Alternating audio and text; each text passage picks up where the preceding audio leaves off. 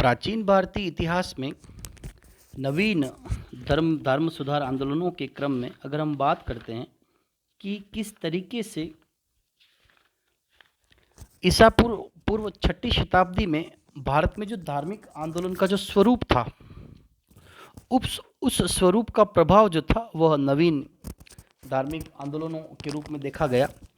जो नवीन बौद्धिक आंदोलन था और उसका सीधा प्रभाव वैदिक धर्म पर पड़ा। वैदिक धर्म तथा सामाजिक व्यवस्था का जो विरोध हुआ, उस विरोध के परिणाम स्वरूप छठी शताब्दी ईसा पूर्व में भारत में दो नए धार्मिक सिद्धांत स्थापित हुए, जिसमें एक था महावीर स्वामी के द्वारा स्थापित किया गया जैन धर्म और दूसरा था महात्मा बुद्ध के द्वारा स्थापित किया गया बौद्ध धर्म। ईसा पूर्व छठी शताब्दी में धार्मिक आंदोलनों का प्रबलतम रूप हम बौद्ध धर्म की शिक्षाओं और सिद्धांतों में पाते हैं, जो पाली त्रिपिटक में संकलित है। इस कारण बौद्ध धर्म से संबद्ध पाली साहित्य वैदिक ग्रंथों के बाद सबसे प्राचीन रचनाओं की कोटि में आता है। बौद्ध धर्म के समुचित ज्ञान के लिए इस धर्म के तीन रत्न बुद्ध, धर्म तथा संघ तीनों का अध्ययन आवश्यक है। महात्मा बुद्ध के जीवन के बारे में अगर हम चर्चा करें कि संस्थापक थे छठी शताब्दी ईस्वी पूर्व में, इनके द्वारा जो नवीन धार्मिक व्यवस्था को स्थापित किया गया, उस धार्मिक व्यवस्था के बाद क्या परिणाम निकले। जन्म 563 ईस्वी पूर्व, कपिलवस्तु, लुम्बिनी, वर्तमान नेपाल। पिता का नाम शुद्धोधन, कपिलवस्तु के शाक्य गण के मुखिया थे। माता महामाया रामग्राम के कोलीय गण के से संबंधित थी और महात्मा बुद्ध के जन्म के 7वें दिन ही महामाया की मृत्यु हो चुकी थी और इनका पालन पोषण इनकी विमाता, या यूं कहा जा सकता है सामान्य अर्थों में मौसी प्रजापति गौतमी के द्वारा किया गया तथा 16 वर्ष की अवस्था में शाक्य गण की यशोधरा से इनका विवाह हुआ तथा उसके उपरांत इन्हें एक पुत्र प्राप्त हुआ जिसे राहुल कहा गया, जिसका सीधा तात्पर्य हुआ करता है एक और बंधन। महात्मा बुद्ध के प्रारंभिक जीवन की घटनाओं के बाद अगर हम बात करते हैं कि जब ये शहर भ्रमण के दौरान निकलते थे तो इनके जरा जो दृश्य देखे गए थे, जिन दृश्यों का इनके जीवन पर सबसे बड़ा प्रभाव पड़ा, वे थे वृद्ध व्यक्ति को देखना, एक रोगी को देखना, एक शव को देखना और एक सन्यासी को देखना, जिसके बाद अंतिम दृश्य जो सन्यासी का था, उसको देखने के बाद महात्मा बुद्ध और प्रवृत्त हुआ और 29 वर्ष की अवस्था में उन्होंने जो घर को त्याग करके ये ज्ञान प्राप्ति के लिए निकले। इस घटना को बौद्ध साहित्य में ग्रह त्याग की घटना को महाभिनिष्क्रमण कहा गया। ग्रह त्याग के पश्चात इनकी सर्वप्रथम मुलाकात वैशाली के गुरु आलार कालम ऋषि से हुई। तत्पश्चात ये राजगृह के रुद्रक रामपुत्र से मिले।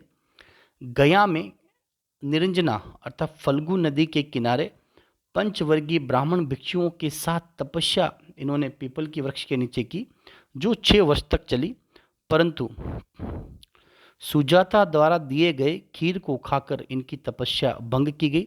फिर वे पुनः समाधि में गए।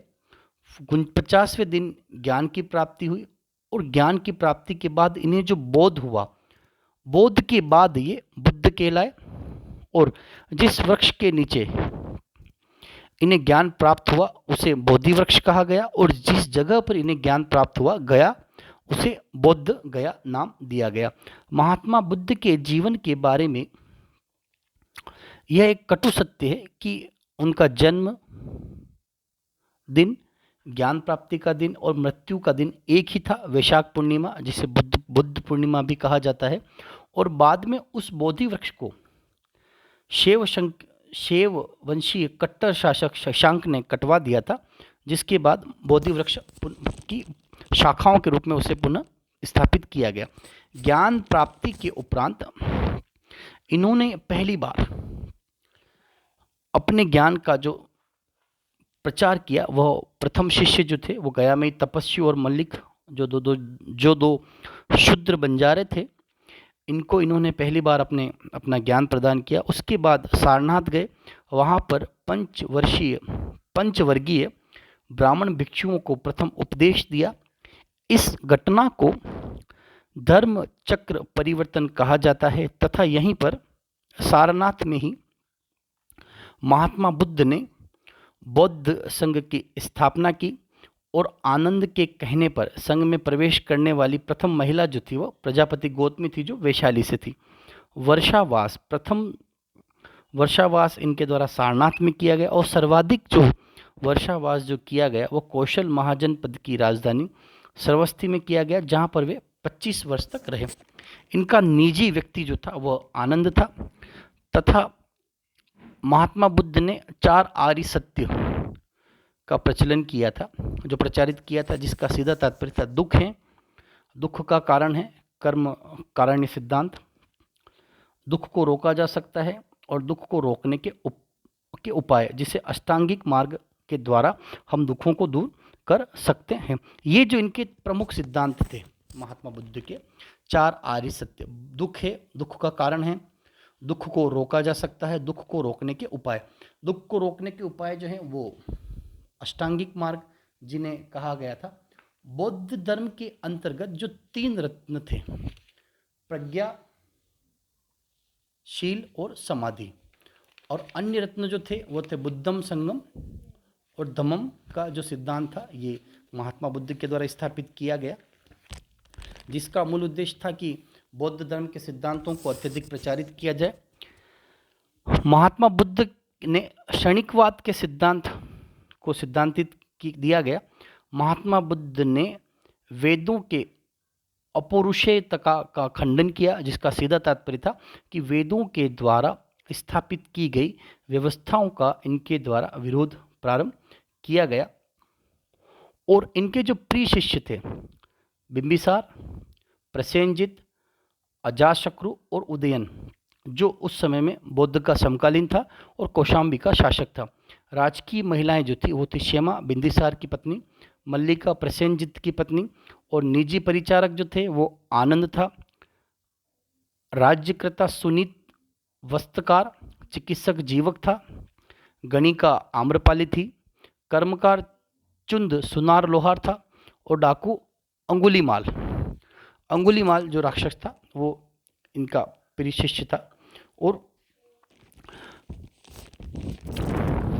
ज्ञान प्राप्ति की जो अवस्था थी, 35 वर्ष की उम्र में इन्हें जो ज्ञान प्राप्त हुआ, इसके बाद महात्मा बुद्ध के जीवन से जुड़ी हुई जो घटनाएं थी उनको प्रतीक के रूप में देखा जाता है। जैसे माता के गर्भ में आना, इसका सीधा तात्पर्य था हाथी, जन्म को दर्शाने वाला कमल का फूल, यौवन को दर्शाने वाला सांड, ग्रह त्याग घोड़ा, ज्ञान प्राप्ति पीपल का वृक्ष, निर्वाण मोक्ष पद चिन्ह, प्रथम उपदेश धर्मचक्र परिवर्तन और महापरिनिर्माण, जिसे हम स्पूत के नाम से जानते हैं, और महापरिनिर्माण तृष्णा रूपी अग्नि में स्वयं को समाप्त करना, ये इनके जीवन के प्रमुख सिद्धांत थे। और महात्मा बुद्ध के जीवन से जुड़े हुए जो 8 महत्वपूर्ण स्थल थे, लुम्बिनी जहाँ इनका जन्म हुआ, नेपाल के तराई में, उत्तर प्रदेश के बस्ती जिले में के पिपरवाह में ये स्थान स्थित है, जो शाल के वृक्ष के नीचे महात्मा बुद्ध का जन्म हुआ। सारनाथ प्रथम उपदेश, ऋषिपत्तन के मृग गांव उद्यान में इन्होंने प्रथम उपदेश दिया। राजगीर प्रथम बौद्ध संगति, वैशाली द्वितीय बौद्ध संगति, कुशीनगर देवरिया जिला जहाँ पर इनका महापरिनिर्माण हुआ, मल्ल राज्य के अंतर्गत थी, जहाँ इनकी महापरिनिर्माण का सीधा तात्पर्य था कि मृत्यु। बौद्ध गया ज्ञान प्राप्ति का स्थान, श्रावस्ती सर्वाधिक लंबे समय तक उपदेश देना और वहाँ पर रहना, जैसे पहले भी बताया जा चुका है, 25 वर्षों तक महात्मा बुद्ध जो थे वे श्रावस्ती में रहे थे। संकारा या सक्कियसा, स्वर्ग से महात्मा बुद्ध यहीं अवतरित हुए, ऐसी बौद्ध ग्रंथों में धारणाएं थी। महात्मा बुद्ध के जीवन में पहली बार पहला गुरु आलारकालम वैशाली, पहला शिष्य तपस्वी और मल्लिक शूद्र बंजारे, उपदेश सारनाथ में पंचवर्गीय ब्राह्मण भिक्षुओं को उपदेश दिया गया और यहीं से धर्म चक्र परिवर्तन का सिद्धांत प्रारंभ हुआ। पहली भिक्षुणी महिला महाप्रजापति गौतमी, जो इसके बाद नंदा यशोधरा। महात्मा बुद्ध द्वारा शिक्षित किया जाने वाला अंतिम जो व्यक्ति था वो सुबुद्ध था, जिसके बाद महात्मा बुद्ध का महापरिनिर्वाण प्रारंभ हुआ या महापरिनिर्वाण उन्हें हुआ। महात्मा बुद्ध के जीवन के बाद जब राजकीय संरक्षण प्राप्त हुआ और उसके बाद बौद्ध धर्म के सिद्धांतों को सुरक्षित रखने के लिए अलग अलग समय में जो बौद्ध संगीतियाँ बनी, बौद्ध धर्म के जो सम्मेलन हुए जिन्हें बौद्ध साहित्य में संगीतियाँ कहा जाता है।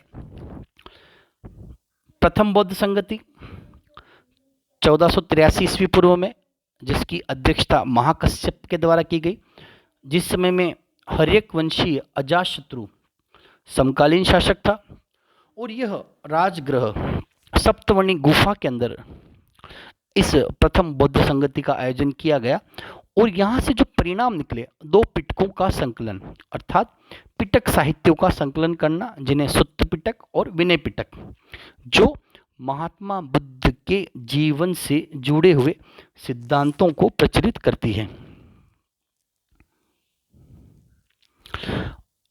द्वितीय बौद्ध संगति 303 ईस्वी पूर्व, साब करीम या सर्वकामी अध्यक्ष था, समकालीन शासक कालाशोक था। वैशाली के अंदर द्वितीय बौद्ध संगति का आयोजन किया गया, जहां पर पहली बार प्रथम विभाजन किया गया था स्थविरवाद और महासंघी। ये जो 2 सिद्धांत स्थापित किए गए थे महात्मा बुद्ध के द्वारा, इनका विभाजन किया गया। तृतीय बौद्ध संगति का जो आयोजन किया गया 253 ईस्वी पूर्व में, जिसकी अध्यक्षता मंगोली पुत्र तिस्सी के द्वारा की गई थी। यह इसका आयोजन सम्राट अशोक के समय में हुआ था और इसका आयोजन स्थल जो था वह पाटलिपुत्र था, जिसमें तृतीय पिटक, विनय पिटक, सुत्त पिटक और तृतीय पिटक अभिधम्म पिटक का संकलन किया गया।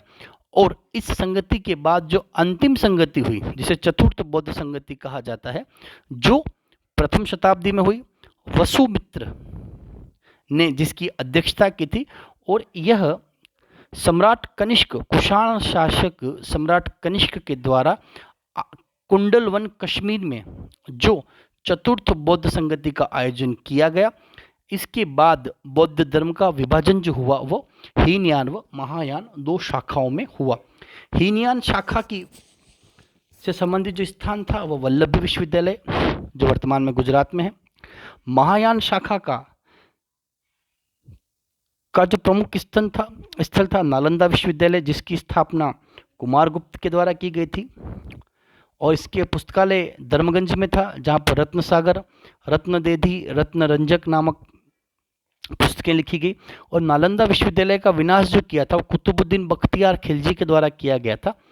और उसी समय में शून्यवाद के प्रवर्तक, जिसे आइंस्टीन ऑफ इंडिया कहा जाता है, नागार्जुन ने अपनी 2 पुस्तकें लिखी, प्रज्ञा पारमिता सूत्र और मध्यमिका कारिका। और विज्ञान के प्रवर्तक जो थे मैत्रेय नाथ, 7वीं शताब्दी ईस्वी में अस्तित्व में आया वर्ज्ययान शाखा। विशेष रूप से इसकी पढ़ाई विक्रमशिला विश्वविद्यालय, स्थापना धर्मपाल के द्वारा की गई, जो उज्जैन में है। और पाल वंश ऐसा अंतिम राजवंश था जिसने बौद्ध धर्म को संरक्षण प्रदान किया। अब यहाँ हम बात करते हैं पिटक साहित्य, बौद्ध साहित्य, बौद्ध साहित्य के अंतर्गत महत्व धर्म ग्रंथ। ये जो एक समकालीन साहित्य थे कि जन्म से लेकर के महापरिनिर्वाण या महाभिनिष्क्रमण, महापरिनिर्वाण तक का जो काल क्रम रहा, उसके अंतर्गत बौद्ध धर्म की जो प्रमुख शिक्षाएं हैं 80 वर्ष की उम्र में कुशीनगर में महात्मा बुद्ध का जो महान परिनिर्माण हुआ, और इनके बाद इनके जो सिद्धांत थे, 4 आर्य सत्य, अष्टांगिक मार्ग, अष्टांगिक अष्टांगिक मार्ग, उसके बाद संघ, बौद्ध संघों की स्थापना, संघ की कार्यप्रणाली और बौद्ध धर्म की लोकप्रियता किस दृष्टिकोण से रखी गई। अगर हम बात करें कि समकालीन साहित्य में बौद्ध धर्म ग्रंथ जो थे, चाहे पिटक साहित्य रहे हो, जो पाली में लिखे गए थे, उन धर्म ग्रंथों से हमें समकालीन ऐतिहासिक घटनाओं की जानकारी प्राप्त होती है।